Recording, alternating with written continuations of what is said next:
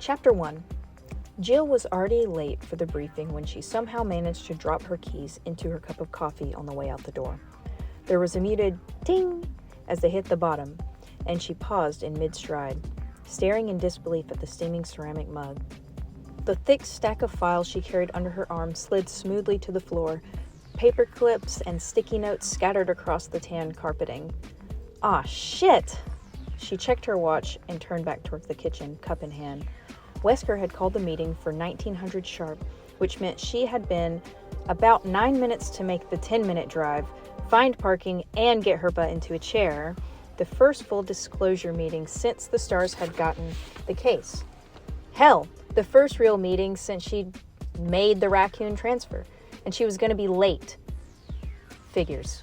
Probably the first time in years I actually give a rat's ass about being on time, and I fall apart at the door. Muttering, darkly she hurried to the sink, feeling tense and angry with herself for not getting ready earlier. It was the case. The goddamn case. She picked up her copies of the Me files right after breakfast and spent all day digging through the reports, searching for something that the cops had somehow missed, and feeling more and more frustrated as the days slipped past and she failed to come up with anything new. She dumped the mug and scooped up the warm, wet keys, wiping them against her jeans as she hurried back to the front door. She crouched down to gather the files and stopped, staring down at the glossy color photo that ended up on top. Oh, girls. She picked it up slowly, knowing that she didn't have time and yet unable to look away from the tiny, blood-splattered faces. She felt the knots of tension that had been building all day intensify, and for a moment, it was all she could do to breathe as she stared at the crime scene photo. Becky and Priscilla McGee, ages 9 and 7. She flipped past it earlier, telling herself that there was nothing there she needed to see. But it isn't true, is it? You can keep pretending, or you can admit it. Everything's different now. It's been different since the day they died. When she first moved to Raccoon, she'd been under a lot of stress, feeling uncertain about the transfer, not even sure if she wanted to stay with the Stars. She was good at the job, but had only taken it because of Dick. After the indictment, he started to pressure her to get into another line of work. It had taken a while, but her father was persistent, telling her again and again that the one Valentine in jail was one too many, even admitting that he was wrong to raise her the way he had. With her training and background, there weren't a whole lot of options, but the Stars, at least, appreciated her skills and didn't care how she came by them. The pay was decent. There was the element of risk she'd grown to enjoy. In retrospect, the career change had been surprisingly easy. It made Dick happy and gave her the opportunity to see how the other half lived. Still, the move had been harder on her than she'd realized. For the first time since Dick had gone inside, she felt truly alone. And working for the law had started to seem like a joke. The daughter of Dick Valentine, working for truth, justice, and the American way. Her promotion to the Alphas, a nice little house in the suburbs. It was crazy, and she'd been giving serious thought to just blowing out of town, giving the whole thing up, and going back to what she'd been before. Until the two little girls who lived across the street had shown up on her doorstep and asked her with wide, tear-stained eyes if she was really a policeman. Their parents were at work, and they couldn't find their dog. Becky in her green school dress, little Pris in her overalls, both of them sniffling and shy. The pup had been wandering through a garden only a few blocks away, no sweat, and she'd made 2 new friends as easy as that. The sisters had promptly adopted Jill, showing up after school to bring her scraggly bunches of flowers, playing in her yard on the weekend, singing her endless songs they learned from movies and cartoons. It wasn't like the little girls had miraculously changed her outlook or taken away her loneliness, but somehow her thoughts of leaving had been put on the back burner, left alone for a while. For the first time in her 23 years, she'd started to feel like a part of the community she lived in and worked in. The change was so subtle and gradual that she'd hardly notice. 6 weeks ago, Becky and Pris had wandered away from a family picnic in Victory Park and became the first 2 victims of the psychopaths that had since terrorized the isolated city. The photo trembled slightly in her hand, sparing her nothing. Becky lying on her back, staring blindly at the sky, a gaping, ragged hole in her belly. Pris was sprawled next to her, arms outstretched, chunks of flesh ripped savagely from her slender limbs. Both children had been eviscerated, dying of massive trauma before they bled out. If they screamed, no one had heard. Enough! They're gone, but you can finally do something about it. Jill fumbled the papers back into their folder, then stepped outside into the early evening, breathing deeply. The scent of freshly cut grass was heavy in the sun-warmed air. Somewhere down the street, a dog barked happily amidst the shouts of children. She hurried to the small, dented gray hatchback parked by the front walk, forcing herself not to look at the silent McGee house as she started the car and pulled away from the curb. Jill drove through the wide suburban streets of her neighborhood, window down, pushing the speed limit but careful to watch for kids and pets. There weren't many of either around. Since the trouble had started, more and more people were keeping their children and animals indoors, even during the day. The little hatchback shuddered as she accelerated up the ramp to Highway 202, the warm, dry air whipping her long hair back from her face. It felt good, like waking up from a bad dream. She sped through the sun-dappled evening, the shadows of trees growing long across the road. Whether it was fate or just the luck of the draw, her life had been touched by what was happening in Raccoon City. She couldn't keep pretending that she was just some jaded ex-thief trying to stay out of jail, trying to toe the line to make her father happy. Or that what the stars were about to do was just another job. It mattered. It mattered to her that those children were dead and that the killers were free to kill again. The victim files next to her fluttered slightly, the top of the folder caught by the wind. 9 restless spirits, perhaps Becky and Priscilla McGee among them. She rested her right hand on the ruffled sheath, stilling the gentle movement, and swore to herself that no matter what it took, she was going to find out who was responsible. Whatever she'd been before, whatever she would be in the future, she had changed, and wouldn't be able to rest until these murderers of the innocent had been held accountable for their actions. "Yo, Chris!" Chris turned away from the soda machine and saw Forrest Speyer striding down the empty hall towards him, a wide grin on his tanned, boyish face. Forrest was actually a few years older than Chris, but looked like a rebellious teenager. Long hair, studded jean jacket, a tattoo of a skull smoking a cigarette on his left shoulder. Badass. He was also an excellent mechanic and one of the best shots Chris had ever seen in action. "Hey, Forrest, what's up?" Chris scooped up a can of club soda from the machine's dispenser and glanced at his watch. He still had a couple of minutes before the meeting. He smiled tiredly as Forrest stopped in front of him, blue eyes sparkling. Forrest was carrying an armful of equipment, vest, utility belt, and shoulder pack. "Wesker gave me, Marina, the go-ahead to start the search. Bravo's team going in." Even excited, Forrest's Alabama twang slowed his words to a stereotypical drawl. He dropped his stuff on one of the visitors' chairs, still grinning widely. Chris frowned. "When?" "Now. Soon as I warm up the copter." Forrest pulled the Kelver vest on over his t-shirt as he spoke. "While you alphas sit taking notes, we're gonna go kick some cannibal ass." Nothing if not confident, us stars. "Yeah, well, just watch your ass, okay? I still think there's more going on here than a couple of slobbering nut jobs hanging around in the woods." "You know it."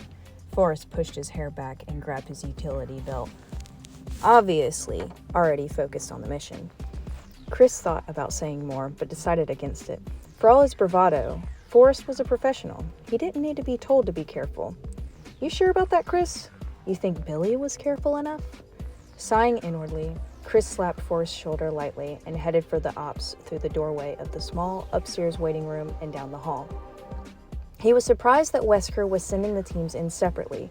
Although it was standard for the less experienced stars to do the initial recon, this wasn't exactly a standard operation. The number of deaths they were dealing with alone was enough to call for a more aggressive offense. The fact that there were signs of organization to the murders should have brought it to A1 status, and Wesker was still treating it like some kind of training run. Nobody else sees it. They don't know Billy. Chris thought again about the late-night call he'd gotten last week from his childhood friend. He hadn't heard from Billy in a while, but knew he'd taken a research position with Umbrella, the pharmaceutical company that was the single biggest contributor to the economic prosperity of Raccoon City. Billy had never been the type to jump at shadows, and the terrified desperation in his voice had jolted Chris awake, filling him with deep concern. Billy had babbled that his life was in danger, that they were all in danger, begged for Chris to meet him at a diner on the edge of town, and then never showed up. No one has heard from him since. Chris had run it over again and again in his mind during the sleepless nights since Billy's disappearance, trying to convince himself that there was no connection to the attacks on Raccoon, and yet was unable to shake the growing certainty that there was something more going on than met the eye, and that Billy had known what it was. The cops had checked out Billy's apartment and found nothing to indicate foul play, but Chris's instincts told him that his friend was dead, and that he'd been killed by someone who wanted to keep him from talking. And I seem to be the only one. Irons doesn't give a shit, and the team thinks I'm just torn up over the loss of an old friend. He pushed the thoughts aside as he turned the corner, his boot heels sending muted echoes through the arched second-floor corridor. He had to focus, to keep his mind on what he could do to find out why Billy had disappeared. But he was exhausted, running on a minimum of sleep and almost constant anxiety that plagued him since Billy's call. Maybe he was losing his perspective. He forced himself not to think about anything at all as he neared the Star's office, determined to be clear-headed for the meeting. The buzzing fluorescence above seemed overkill in the blazing evening light that filled the tight hallway. The Raccoon Police Building was a classic, if unconventional, piece of architecture. Lots of inlaid tile and heavy wood, but it had too many windows designed to catch the sun. When he'd been a kid, the building had been the Raccoon City Hall. With the population increase a decade back, it had been renovated as a library and 4 years ago turned into a police station. It seemed like there was always some kind of construction going on. The door to the Star's office stood open, the muted sounds of gruff male voices spilling out into the hall. Chris hesitated a moment, hearing Chief Irons among them. "Just call me Brian." Irons was a self-centered and self-serving politician masquerading as a cop. It was no secret that he had his sweaty fingers in more than a few local pies. He'd even been implicated in the Cider District land scam back in 1994, and although nothing had been proved in court, anyone who knew him personally didn't harbor any doubt. Chris shook his head, listening to Irons' greasy voice. Hard to believe he'd once led the Raccoon Stars even as a paper pusher. Maybe even harder to believe he'd probably end up as mayor someday. Of course, it doesn't help much that he hates your guts, does it, Redfield? Yeah, well, Chris didn't like to kiss ass, and Irons didn't know how to have any other kind of relationship. At least Irons wasn't a total incompetent. He had some military training. Chris pasted on a straight face and stepped into the small, cluttered office that served as the Star's filing cabinet and base of operations. Barry and Joseph were over by the rookie desk, going through a box of papers and talking quietly. Brad Vickers, the Alpha pilot, was drinking coffee and staring at the main computer screen a few feet away, a sour expression on his mild features. Across the room, Captain Wesker was leaning back in his chair, hands behind his head, smiling blankly at something Chief Irons was telling him. "So I said, you're gonna print what I tell you to print, Bertolucci, and you're gonna like it, or you'll never get a quote from this office." And he says, "Chris!" Wesker interrupted the chief, sitting forward. "Good, you're here. Looks like we can stop wasting time." Irons scowled in his direction, but Chris kept his poker face. Wesker didn't care much for Irons either, and didn't bother trying to be any more than polite with his dealings with the man. From the glint in his eye, it was obvious that he didn't care who knew it either. Chris walked into the office and stood by the desk he shared with Ken Sullivan, one of the Bravo team. Since the teams usually worked different shifts, they didn't need much room. He set the unopened can of soda on the battered desktop and looked at Wesker. "You're sending Bravo in." The captain gazed back at him impassively, arms folded across his chest. "Standard procedure, Chris?" Chris sat down, frowning. "Yeah, but with what we talked about last week, I thought," Irons interrupted. "I gave the order, Redfield. I know you think that there's some kind of cloak and dagger going on in there, but I don't see any reason to deviate from policy." "Sanctimonious prick," Chris forced a smile, knowing it would irritate Irons. "Of course, sir. No need to explain yourself on my behalf." Irons glared at him for a moment. His piggy little eyes snapped, then apparently decided to let it drop. He turned back to Wesker. I'll expect a report when Bravo returns. Now, if you excuse me, Captain. Wesker nodded. Chief? Irons stalked past Chris and out of the room. He'd been gone less than a minute before Barry started in. Think the chief took a shit today? Maybe we ought to chip in for Christmas. Get him some laxatives. Oh, he got his ass. Joseph and Brad laughed, but Chris couldn't bring himself to join in. Irons was a joke, but his mishandling of the investigation wasn't funny at all. The stars should have been called in at the beginning instead of acting as RPD backup. He looked back at Wesker. The man's perpetually composed expression was hard to read.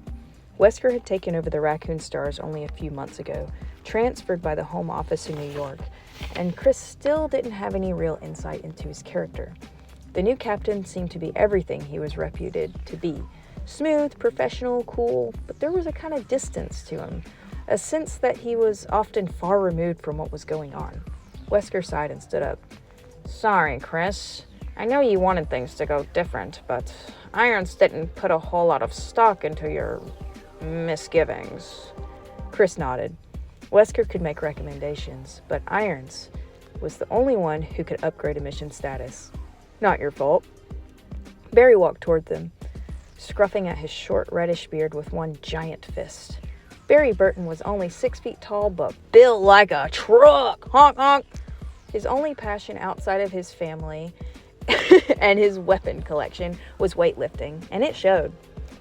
Don't sweat it, Chris. Marini will call us in the second he smells trouble. Irons is just pulling your chain. Chris nodded again, but he didn't like it. Hell, Enrico and Forrest were the only experienced soldiers in Bravo.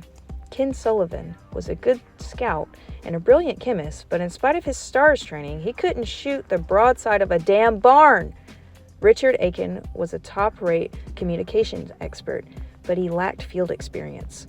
Rounding out Bravo team was Rebecca Chambers, who'd only been with the Stars for 3 weeks, supposed to be some kind of medical genius. Chris had met her a couple times, and she seemed bright enough, but she was just a kid. It's not enough. Even with all of us, it may not be enough. He cracked open his soda, but didn't drink any, wondering instead what the Stars were going up against. Billy's pleading, desperate words echoing through his mind yet again. They're going to kill me, Chris. They're going to kill everyone who knows. Meet me at Emmy's now. I'll tell you everything. Exhausted, Chris stared off into space, alone in the knowledge that the savage murders were only the tip of the proverbial iceberg. Barry stood by Chris's desk for a minute, trying to think of something else to say, but Chris didn't look like he was in the mood for conversation. Barry shrugged inwardly and headed back to where Joseph was going through files. Chris was a good guy, but he took things too hard sometimes. He'd get over it as soon as it was his turn to step in. Man, it was hot. Seemingly endless trickles of sweat rolled down his spine, gluing his shirt to his broad back. The air conditioning was on the fritz as usual, and even the door open, the tiny Stars office was uncomfortably warm. Any luck? Joseph looked up at him from a pile of papers, a rueful smirk on his lean face. You kidding? It's like somebody hit the damn thing on purpose. Barry sighed and scooped up a handful of files. Maybe Jill found it. She was still here when I left last night, going through the witness reports for about the 100th time. What are you two looking for anyway? Brad asked. Barry and Joseph both looked over at Brad, still sitting at the computer console, headset on. He'd be monitoring Bravo's progress throughout their flyby on the forested district, but for now, he looked bored as hell. Joseph answered him. Ah, Barry claims that there are floor plans in here, somewhere in the old Spencer estate. Some architectural digest that came out when the house was built. He paused, then grinned at Brad. Except that I'm thinking that old Barry gone senile on us. They say memory is the first thing to go. Barry scowled good-naturedly. Old Barry could easily kick your ass into next week, little man. Joseph looked at him mock seriously. Yeah, but would you remember it afterwards? Oh, Barry chuckled, shaking his head. He was only 38. Oh my God, 38, that's not even that old, come on now. But had been with the Raccoon Stars for 15 years, making him the senior member. He endured numerous old age jokes, mostly from Joseph. Brad cocked an eyebrow. The Spencer place? Why would it be in a magazine? You kids gotta learn your history, Barry said. It was designed by the one and only George Trevor just before he disappeared. He was that hotshot architect who did all those weird skyscrapers in D.C. In fact, Trevor's disappearance may have been the reason that Spencer shut the mansion down. Rumor has it that Trevor went crazy during the construction, and when it was finished, he got lost and wandered the halls until he starved to death. Brad scoffed, but was suddenly looked uneasy. That's bullshit. I never heard anything like that. Joseph winked at Barry. No, it's true. Now his tortured ghost roams the estate each night, pale and emaciated, and I've heard sometimes you can hear him calling out, Brad Vickers, bring me Brad Vickers. Brad flushed slightly. Yeah, you're a real comedian, Frost. Barry shook his head smiling, but wondered again how Brad had ever made it to Alpha. He was undoubtedly the best hacker working for Stars and a decent enough pilot, but he wasn't so hot under pressure. Joseph had taken to calling him Chicken Heart Vickers when he wasn't around, and while the Stars generally stuck up for one another, nobody disagreed with Joseph's assessment. So, is that why Spencer shut it down? Brad addressed this to Barry, his cheeks still red. Barry shrugged. I doubt it. It was supposed to be some kind of guest house for Umbrella's top execs. Trevor did disappear right about the time of the completion. But Spencer was a wacko anyway. He decided to move Umbrella's headquarters to Europe. I forgot where exactly and just boarded up the mansion. Probably a couple $1,000,000 straight into the crapper. Joseph sneered. Right, like Umbrella would suffer. True enough, Spencer may have been crazy, but he had enough money and business savvy to hire the right people. Umbrella was one of the biggest medical research and pharmaceutical companies on the planet. Even 30 years ago, the loss of a few $1,000,000 probably hadn't hurt. Anyway, Joseph went on, the Umbrella people told Irons that they'd sent someone out to check the place over, and that it was secure, no break-ins. So why look for blueprints? Brad asked. It was Chris who answered, startling Barry. He walked back to join them, his youthful face fixed with a sudden intensity that almost bordered on obsession. Because it's the only place in the woods that hasn't been checked over by the police, and it's practically in the middle of the crime scenes. And because you can't always trust what people say. Brad frowned. But if Umbrella sent somebody out... Whatever Chris was going to say in response was cut short by Wesker's smooth voice, rising from the front of the room. All right, people. Since it appears that Miss Valentine isn't planning on joining us, why don't we get this thing started? Barry walked to his desk, worried about Chris for some time since this whole thing had started. He'd recruited the younger man for the Stars a few years back, thanks to a chance encounter in a local gun shop. Chris had proved to be an asset to the team. Bright and thoughtful as well as a top-notch marksman and able pilot. But now, Barry gazed fondly at the picture of Kathy and the girls that sat on his desk. Chris's obsession with the murders in Raccoon was understandable, particularly since his friend had disappeared. Nobody in town wanted to see another life lost. Barry had a family and was as determined as anyone else on the team to stop the killers. But Chris's relentless suspicion had gone a little overboard. What had he meant by that? You can't always trust what people say. Either that Umbrella was lying or Chief Irons was. Ridiculous. Umbrella's branch chemical plant and administrative buildings on the outskirts of town supplied 3/4 of the jobs in Raccoon City. It would be counterproductive for them to lie. Besides, Umbrella's integrity was at least as solid as any other major corporation's. Maybe some industrial espionage, but medical secret swapping was a far cry from murder. And Chief Irons, though a fat, Weasley blowhard, wasn't the kind to get his hands any dirtier than they'd get accepting illegal campaign funds. The guy wanted to be mayor, for Christ's sake. Barry's gaze lingered on the picture of his family a moment longer before he turned his chair around to face Wesker's desk. And he suddenly realized that he wanted Chris to be wrong. Whatever was going on in Raccoon City, that kind of vicious brutality, couldn't be planned. And that meant... Barry didn't know what that meant.